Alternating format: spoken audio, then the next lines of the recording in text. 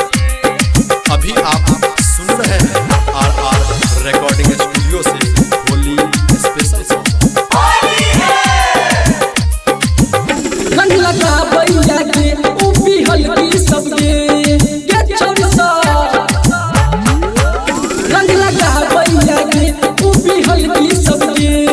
पोखर में डूब मर जो ना तू छौरी कुमार की सबके पोखर में डूब मर जो ना तू छौरी कुमार की सबके मर जो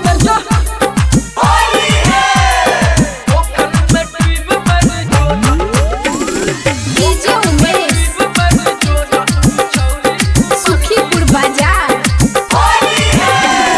नया नया कपड़ा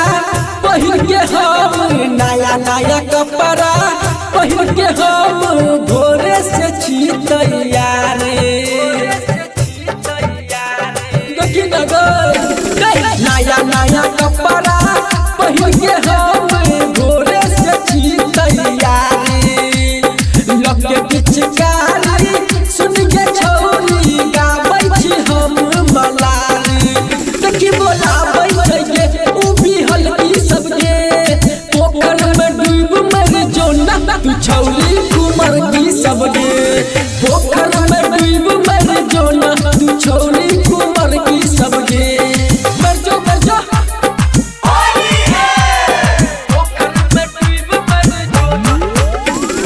डीजे उमेश